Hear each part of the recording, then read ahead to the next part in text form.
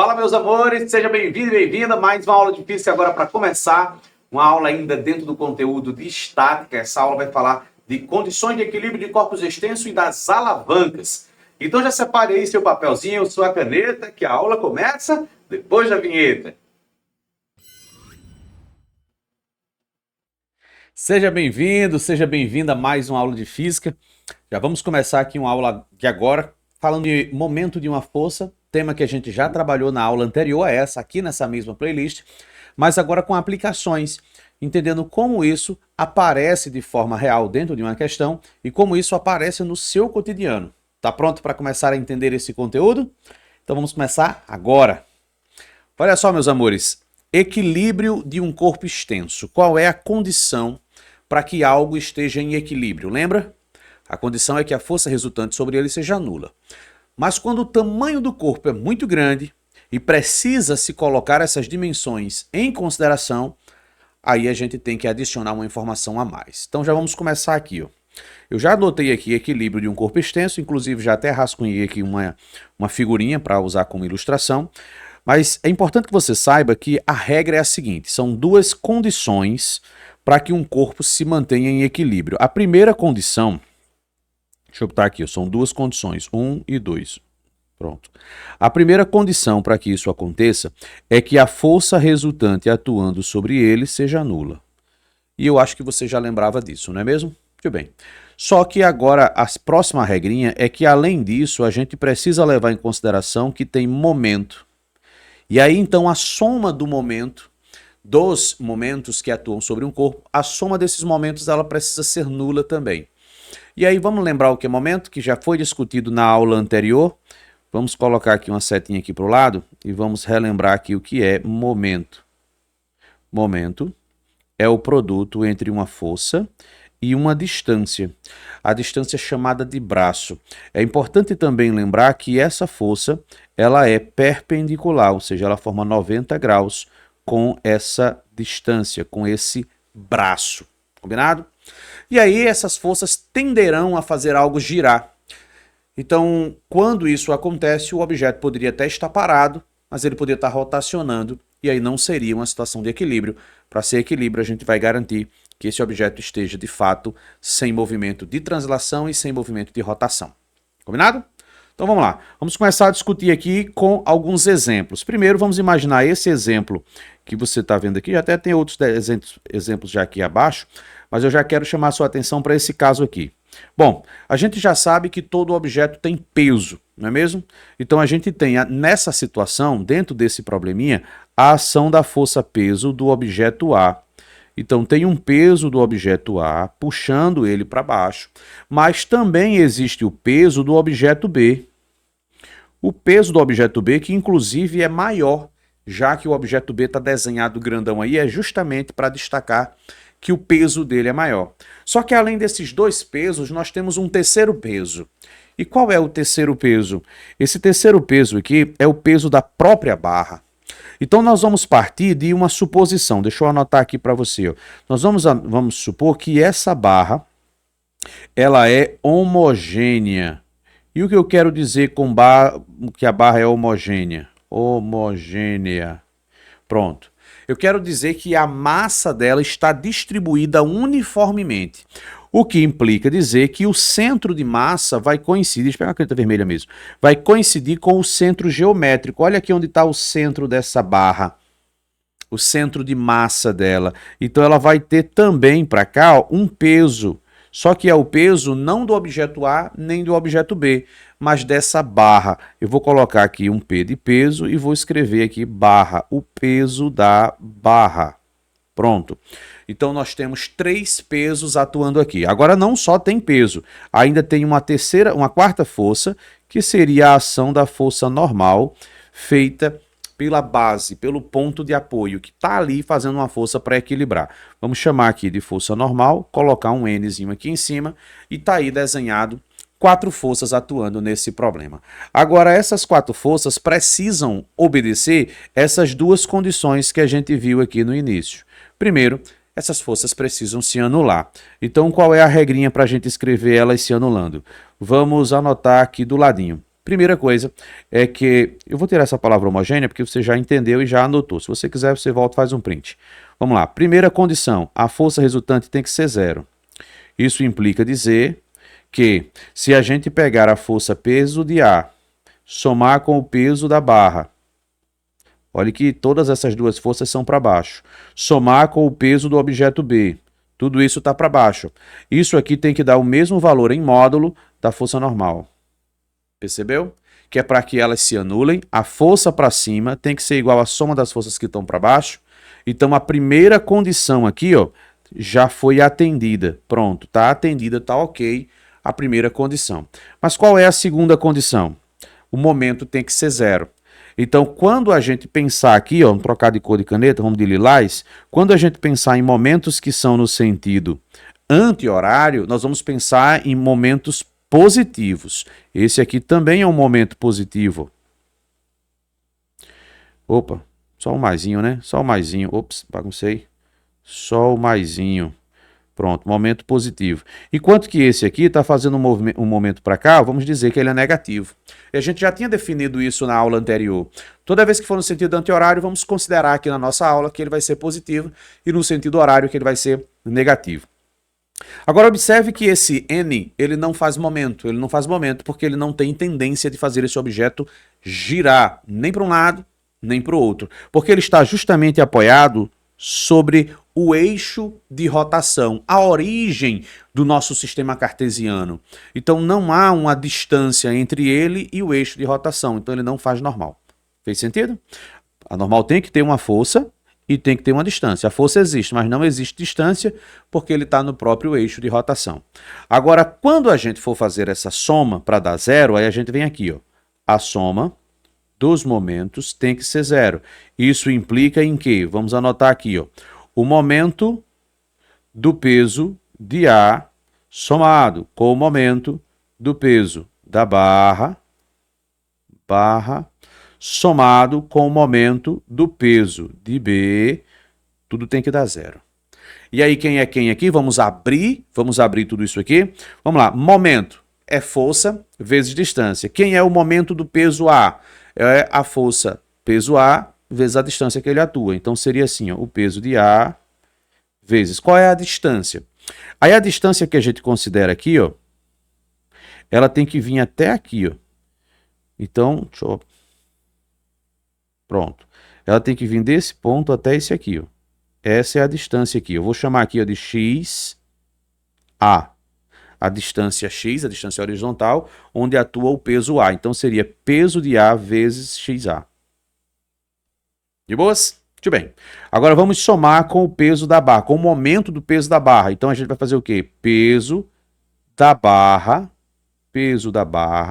vezes a distância que essa força está do centro. Então, ó, a distância agora seria essa. Então a gente vai chamar isso aqui, ó, de X da barra. Então vai ficar aqui, ó, X da barra.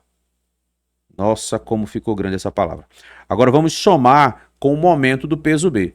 Só que tem um detalhe, o momento do peso B é para o lado dos negativos, então não é somar, é subtrair, ó, menos, e agora a gente vai colocar o momento do peso B, que é o peso B vezes a distância que ele atua. E essa distância vai onde? Vai daqui, ó, até esse ponto. Nós vamos chamar isso aqui de X de B. Então vai ficar aqui, ó, X do ponto B. E aí tudo isso é igual a zero. E aí o que é que vai ser perguntado numa questão? Alguma dessas variáveis, desde que a questão diga as outras. E aí você tem a situação do equilíbrio. Por exemplo, pode perguntar qual o peso da barra.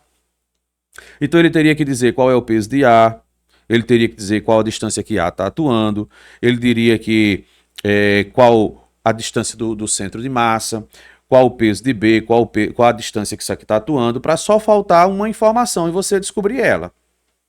Outra coisa que ele poderia perguntar onde é o centro de massa. Então, onde é que é o centro de massa? Ele está perguntando a coordenada X. Aí ele diria as outras. E aí você mataria a questão. Fez sentido? Para enriquecer mais, deixa eu te mostrar um outro caso, uma outra situação. Nessa segunda situação aqui, o que é que eu estou propondo para você? Agora eu estou propondo que tem uma barra pendurada por duas cordas. E quais são as forças que estão atuando? Nós temos o peso do objeto A atuando aqui para esse lado, peso do objeto A. Aqui nós temos menorzinho o peso do objeto B. E não podemos esquecer que nós temos aqui no meio o peso da própria barra. Vamos chamar esse peso da barra de PC. C é a barra, tá bom? Só troquei a letrinha para as palavras não ficarem grandes, para eu não ter que escrever barra todinho, certo? Só que agora nós temos forças de tração feita pelas cordas. Nós temos uma força de tração aqui dessa corda, eu vou chamá-la de tração 1, e nós temos uma força de tração feita na segunda corda, que eu vou chamar aqui de tração 2. E essas forças precisam obedecer o que a gente já vem discutindo. Primeira coisa, a força resultante tem que ser nula. Implicação. Se somarmos T1 com T2, que são as forças para cima, tem que dar o mesmo valor das forças para baixo. PA mais PB mais PC. Primeira condição garantida. Ok. Segunda condição, a soma dos momentos tem que ser zero. Então, a soma dos momentos tem que dar zero. Então, vamos lá. Quem faz momento? Onde é que está o eixo de rotação? Ih, professor, agora eu não sei não. Bom, se essa corda se romper, a da direita, então tudo gira em torno desse ponto aqui do T1. Se for a corda T1 que se romper, tudo gira em relação a T2. Então, você não tem um ponto em particular, mas você pode escolher o ponto que você quiser. Vamos supor que o nosso centro seja esse aqui, ó. Então, quando eu for colocar aqui o momento de T1, T1 não vai ter momento. Em relação a essa coordenada, T1 não tem momento porque não tem braço. Então, a gente vai direto para o PA. Então, vai ficar aqui o momento de PA. Como é que se calcula o momento de PA? PA vezes XA. Mais. E, professor, é mais ou é menos? Aí, o que você faz? Analisa para que lado ele tenderia a girar. Se eu estou dizendo que o eixo é esse, então, ó, sentido para cá, sentido para cá, sentido para cá e essa última com sentido para lá. Sempre tem que ter alguém invertido, né? Então, muito bem. Aqui está negativo, negativo, negativo e positivo. Então, esse aqui é negativo. Esse próximo aqui vai ser negativo, que é o peso de C vezes XC, menos o peso de B vezes XC. E aí, mais T2 vezes X2, que é o X dele, tá bom? Tudo isso tem que dar zero. Onde é que a gente mediria essas distâncias? Onde é que elas estariam? Estariam aqui, ó. Aqui, daqui para cá, nós teríamos aqui o X. Vamos arrumar aqui, ó, desse ponto aqui. Ai, ficou bagunçado aqui, ó. Ficou feio, não gostei. Pronto, entre esses dois pontos aqui, nós teríamos aqui o XA. O XC iria daqui, ó, até aqui, ó. O XB daqui, ó, até o ponto B aqui, ó. Então aqui, ó, teríamos o XC, o X de B e o X2 seria o X total, tá bom? Ele ia até chegar aqui, ó, nesse ponto aqui, ó. Pronto, toda essa distância seria o X2. Pronto. E a lógica é, a questão te dá uma e pede o resto. Se ele disser, por exemplo, o peso da barra e o peso das caixinhas, você fazendo essa conta descobre o T2. Aí se você quiser descobrir o T1, aí você faz de novo, só que coloca agora a origem na outra extremidade, lá no T2. Quando você coloca a extremidade lá no T2, aí você faz a conta e descobre o T1. Então, provavelmente a pergunta fosse qual é a força feita em P1, qual é a força feita em P2. Fez sentido? Muito bem. Terceiro exemplo. Olha que exemplo bacana esse aqui, ó. Imagine que você está numa academia de musculação, você acabou de fazer um supino reto, você levantou e você está tirando as anilhas para liberar a barra e colocar uma outra carga. Imagina a situação que está desenhada. Uma anilha já foi tirada, está aqui embaixo, o outro pezinho já está aqui sendo retirado também, só que o que acontece? Existe uma possibilidade de alguém tirar essa aqui, só que se tirar essa, tudo cai para o outro lado, não é assim? Mas por que tudo cairia para o outro lado? E será que realmente cairia para o outro lado? É o que a gente vai analisar agora. Primeiro, temos que lembrar que essa barra é homogênea e ela tem peso, então não desconsiderar o peso da própria barra. Agora, cada um desses pezinhos que está aqui também tem seu próprio peso. Então, nós vamos ter aqui, ó, o peso 1, o peso 2 e o peso 3. Aí aqui nós temos um peso equivalente ao 3, o peso 2 já saiu e o peso, esse outro peso aqui da extremidade também já saiu, não entra mais em consideração. Então nós temos aqui, ó, peso 1, peso 2 e peso 3, peso da barra e aqui do outro lado peso 3 novamente. Peso 3. E as distâncias? Pois então, aí a questão tem que me dizer dados sobre essas distâncias. Vamos pegar aqui algumas distâncias. Onde é que seria a distância x1? Seria daqui, ó, até aqui. O eixo, vamos supor que o eixo de rotação fosse esse aqui, ó. Que caso essa coisa suba, né, ó, ela iria girar em torno desse eixo aqui, que está o pontinho aqui, ó, aqui, ó. Então aqui temos o x1. Se a gente pegar aqui, ó, espera aí que baguncei aqui. Aqui, ó, x1 vem até aqui, o x2 vem até aqui, o x3 vem até aqui, ó. Aí, esse aqui seria o x de B, o x da barra, e isso aqui seria o x do terceiro caso, né? O x 3 linhas, vamos botar aqui x 3 linhas, certo? Então, qual é provavelmente a pergunta? Eu posso tirar essa coisa e vai cair? Esse peso é capaz de equilibrar esses três? Ah, mas a barra é muito mais leve. Sim, mas a barra está em uma distância maior. Essa distância x da barra, ela é grande, ela é maior que as outras. Então, dependendo do peso que tiver, a gente pode manter o equilíbrio ou não. Se manter o equilíbrio, significa dizer, se ele estiver na iminência de girar, ele está equilibrado, prestes a cair, né? Como é que seria a distribuição dessas forças? Nós teríamos nesse ponto aqui uma força para cima, vamos botar aqui de lilás, uma força para cima, que seria a força normal, feita por esse contato aqui com a base. Só que se ele estiver na iminência de virar, desse outro lado não teria força. Só vai ter força se ele tiver algum pezinho aqui para que ele tenha uma força normal aqui, para que ele pressione essa estrutura. Se ele está na iminência, prestes a tombar, então ele já não pressiona mais esse lado. Ele até toca, mas ele não pressiona. Então não existiria força normal. Ele está na iminência ali, ele está no limite do equilíbrio.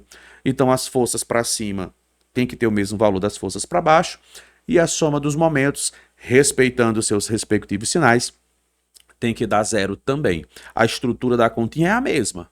Você vai colocar o momento 1, momento 2, momento 3, momento de peso, momento do P, 3, linha.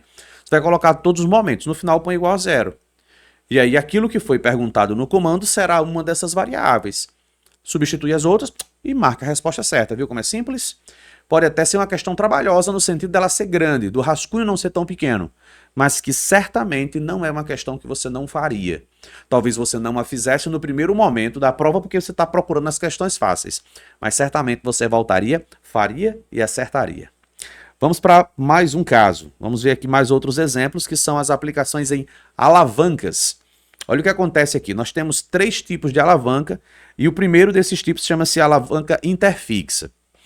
E aqui eu trouxe 2 exemplos, que é uma tesoura e um alicate. E a gente vai dar uma analisada nas forças que atuam aqui. Pense comigo o seguinte. Aqui está o eixo de rotação. A parte fixa, a parte que não se mexe. Aqui, nesse intervalo, você vai colocar algo que vai fazer força nesse sentido aqui, ó. Deixa eu corrigir aqui a ponta da caneta. Ok, pronto. Quando você for fazer uma força desse lado e desse lado, você vai fazer uma força que eu vou chamar de F.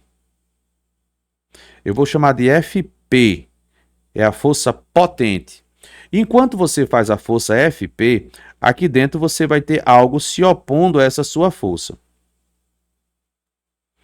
Algo vai se opor a isso que você quer fazer. Eu vou chamar de F e um Rzinho. Força resistente. Ok? Força. Por que não está riscando? De novo? Riscou. Pronto, vamos ver aqui. Força, riscou, resistente. Então você tem a força do objeto que resiste ao que você está fazendo. É você apertando e o outro objeto resistindo. No caso, uma tesoura, ela poderia ser, a força resistente poderia ser a resistência de um papel, de uma cartolina, de um tecido, de um cordãozinho que você está tentando romper, uma pequena corda. Então, qualquer coisa que está se opondo ali faz uma força resistente. Aí, olha só. Quando a gente vai cortar papel, a força não é tão relevante assim. A gente não está se preocupando com a força que a gente faz para cortar um papel, porque o papel é frágil. Não é força que é importante. Então, quando eu pego essa distância entre onde está a força e onde está o eixo de rotação, isso aqui vai ter um x do lado R. Agora eu vou pegar essa distância aqui e comparar com a distância entre o ponto onde eu estou fazendo força. Essa distância aqui, ó, eu vou chamar aqui, ó, de xp. Então, se eu estou fazendo força, para que eu vença, eu tenho que fazer uma força pelo menos que gere o mesmo momento que a resistência. Então, o momento aqui ó, vai ficar assim, ó, o momento, a soma dos momentos tem que ser zero, se for numa situação de equilíbrio. Então, vai ficar aqui, ó, a força P vezes o xp é igual à força resistente vezes a distância em que ela atua. No caso dessa alavanca chamada tesoura, raramente a gente está preocupado com a intensidade da força, a gente quer a precisão do corte. E geralmente os objetos que serão cortados não exigem muita força assim. Mas quando a gente vem para um alicate, o alicate ele tem mais de uma função, e uma delas também é cortar. Se a gente quer cortar um fio de energia elétrica, por exemplo, não vai dar certo cortar com a tesoura, eu vou precisar de algo mais resistente. Quando eu uso um alicate, a força que eu vou fazer, ó, deixa eu pegar aqui o vermelho novamente, ela vai acontecer nessa parte aqui de cima aqui, ó. É aqui onde vai estar a minha força potente. Pronto. Agora vamos onde vai ficar a força resistente. A força resistente, se for um fio, eu vou colocá-lo aqui, ó, nessa parte da lâmina que eu quero cortá-lo ali, ó. Então ele vai estar se opondo, fazendo uma resistência aqui, ó. Só que tem uma vantagem para mim. Por quê? Porque olha onde está o eixo de rotação. A distância onde a força de resistência atua numa distância pequena. A distância em que o meu braço está atuando, a minha ação de força está atuando aqui, ó, é uma distância muito maior. Então eu consigo fazer muito menos força. Olha, eu faço muito menos força quando eu estou em uma distância muito grande. É o que está acontecendo aqui. Eu estou fazendo a minha força em uma distância muito grande. Então eu tenho a vantagem mecânica do processo. Eu faço pouca força e vai se multiplicar. Vamos supor que essa força aqui, essa distância aqui vale x, mas aonde eu estou vale 10x. Para cá, ok? 10. Espera aí que está bugando aqui. 10. Ele vai riscar, que eu sei. 10x. Pronto, riscou.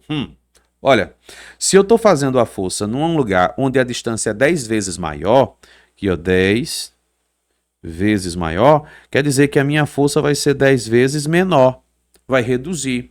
Eu faço uma força que vale 1, do outro lado é como se ela valesse 10, mas eu só fiz 1/10 da força.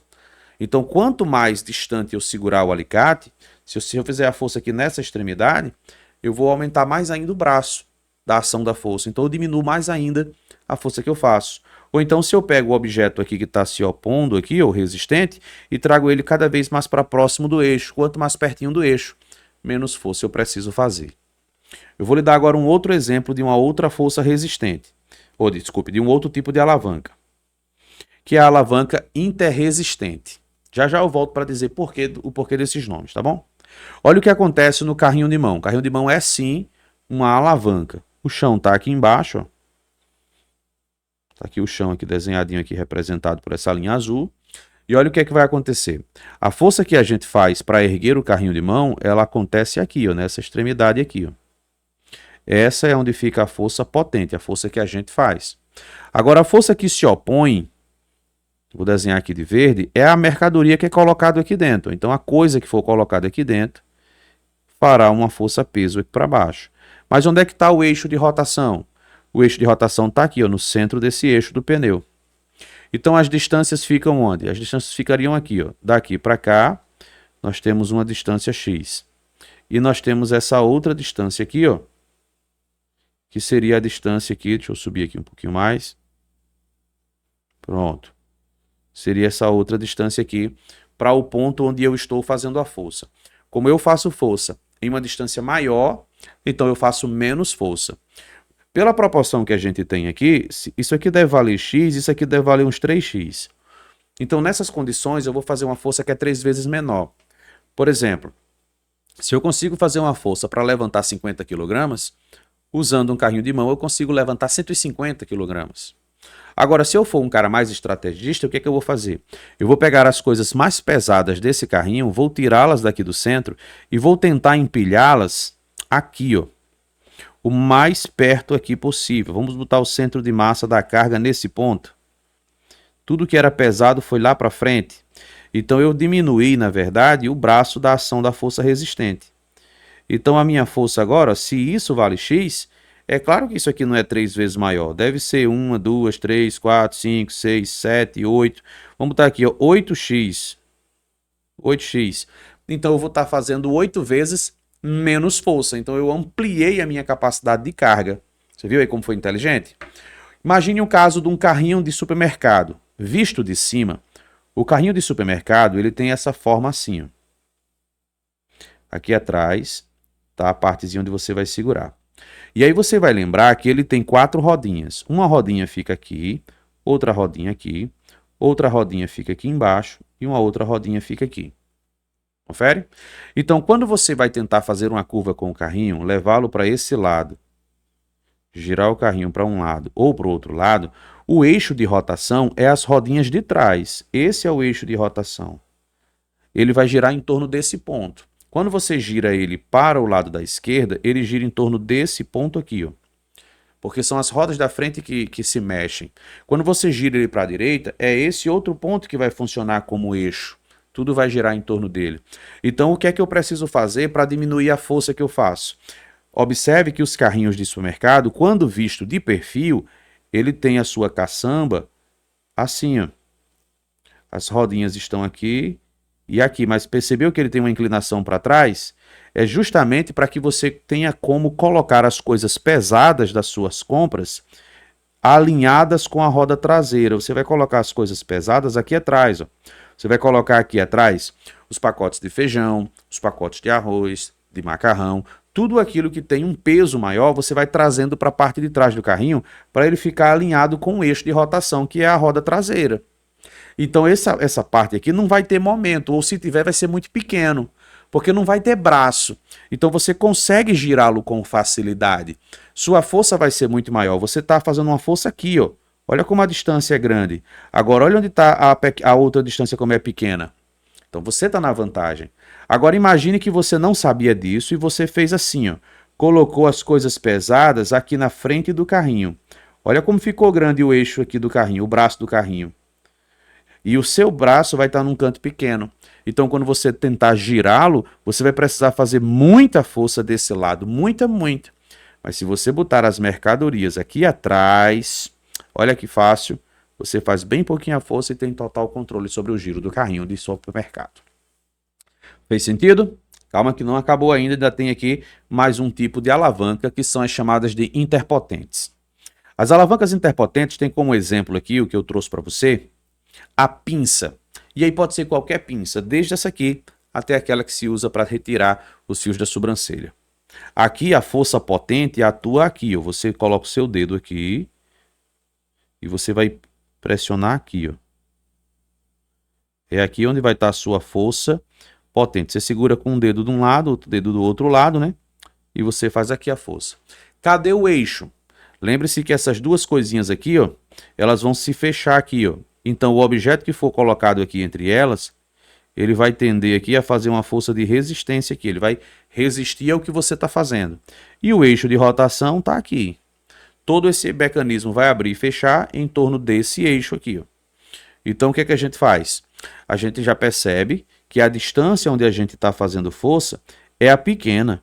E a distância onde fica a força resistente é ela que é grande. Então a pinça, ela não serve para me dar vantagens mecânicas, ela não aumenta a força que eu faço. Então ela serve para quê se ela não aumenta a força? Para o contrário, para diminuir a força. A pinça ela vai ter utilidade em situações que você é bruto demais, é forte demais e precisa de delicadeza para fazer aquela operação. Então você precisa de algo que reduza a sua força. Imagine a força que você tem com a mão contra um fio de cabelo. Você parte esse fio de cabelo, você arrebenta ele. Então, para retirar o fio do cabelo da sobrancelha sem quebrar o fio, mas puxá-lo até ele sair com raiz e tudo, você precisa de delicadeza no manuseio. Então, você usa uma pinça. Você tem a precisão na pegada, porque a pontinha é fininha, e ao mesmo tempo, redução da força que você faz. Tá aí 3 exemplos de alavancas. Agora, por que esses nomes? Observe que a gente tem aqui o lado fixo, o lado potente e o lado resistente aqui. Ó.